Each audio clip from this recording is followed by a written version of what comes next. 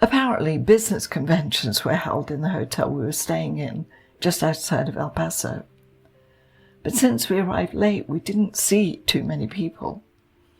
I was just happy that it was a pet-friendly hotel where I could take Pumpkin, together with his paraphernalia, mainly his food and his covered kitty litter condo. He was always so good at doing his business in his kitty condo wherever we landed, and never once had an accident. Suzanne and I were both exhausted, and I suppose we must have eaten something, but I can't remember that part.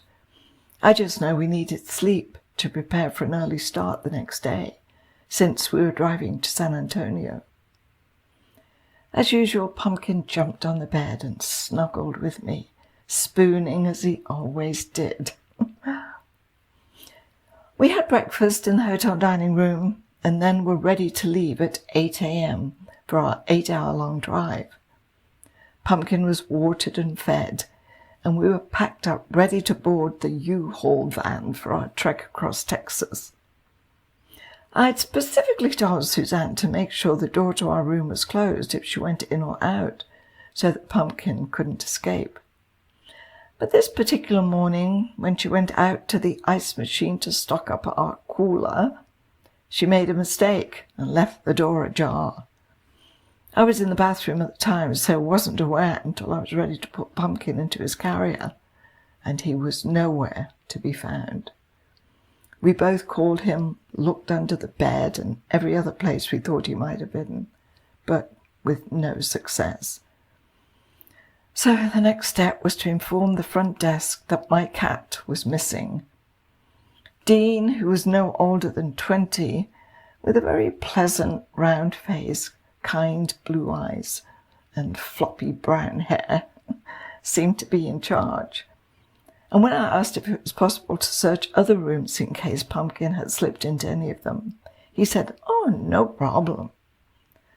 However, since checkout was at 11 a.m., he said they wouldn't be able to go into the rooms until after that. In the meantime, he helped Suzanne look into the rooms that were not in use, like the kitchen, the now empty convention room downstairs, bathrooms, etc., while I scoured the outside. As mentioned, this hotel was in a very secluded spot and sat in a gully below the highway. The swimming pool had been drained, so I knew Pumpkin wasn't there. I searched every bush, every dying tree and nook and cranny, calling his name. As tumbleweeds rolled by in this desolate place, reminiscent of an Ingmar Bergman film, I looked towards the highway, and with fear and frustration I threw my hands into the air and yelled dramatically, but with a lot of feeling, "Pumpkin, where are you?" As if answering my call, Dean came outside and said that he'd placed a call to his dad, who was with the highway patrol, to see if they could keep an eye out for Pumpkin. Dean had passed along the description I'd given him.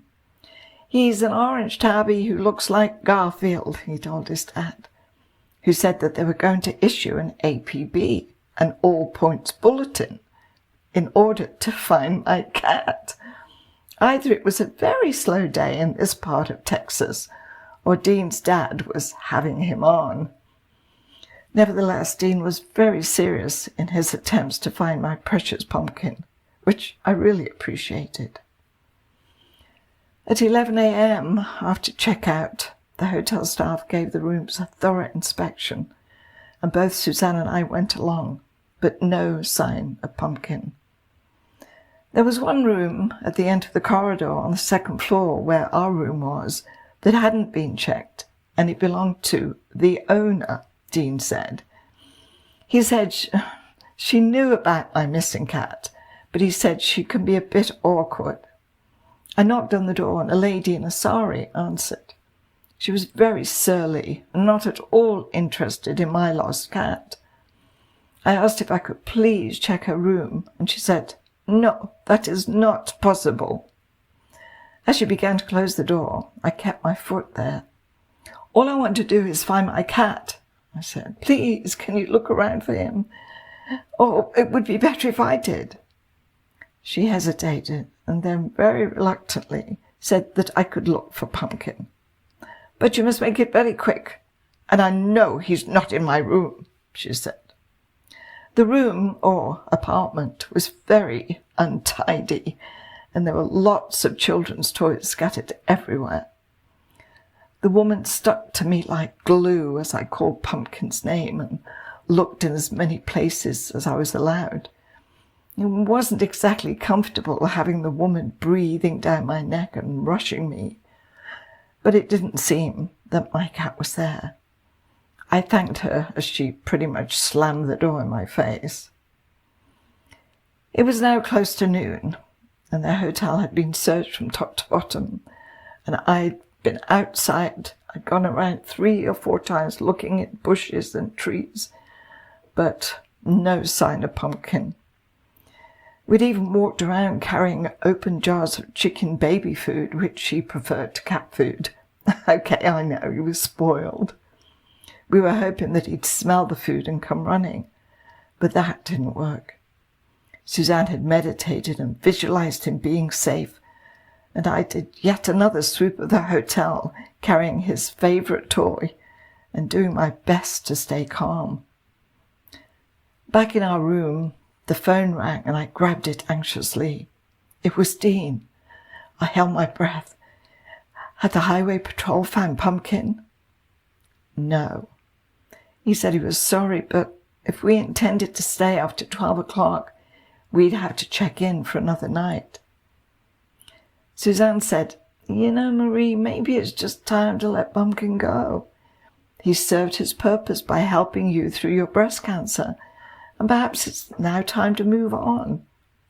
Well, easy for her to say, but I definitely wasn't going to do that. "I'm not leaving this hotel until we find Pumpkin, dead or alive. I don't care how long it takes." So I told Dean that we'd need to check in for another night. I just hung up the phone, and as the minute and second hands on the bedside clock moved to 12 noon, Pumpkin casually swaggered back into our room, as cheeky as you like, with his head held high. He'd obviously decided to go on a little adventure of his own, and to this day we still have no idea where he was hiding. I immediately called Dean and told him to cancel the reservation because Pumpkin was back. He whooped with delight, and then I could hear almost the whole of the hotel staff applauding. Well, that's a slight exaggeration, but I know they were all delighted and relieved that my cat was back at high noon. With big sighs of relief and gratitude, 4 hours behind schedule, we set off for San Antonio, where we were to stay overnight with Heinz, a friend from my 5th General Hospital days in Germany. It's a while since I talked about him, but Heinz was the race relations officer at the hospital and a very good friend. I'd seen him several times after my time in Germany. He'd visited my friend Chris and I when we were working as croupiers in Brighton, and a year later, in 1974, he came to Coventry after he'd heard that my brother John had died. His kind and calm manner and beautiful insights were a source of great comfort, not only to me, but to my mother. I then visited him and his wife almost 20 years later when I was doing research for the script I was writing on my experiences as the drug abuse secretary at the 5th General.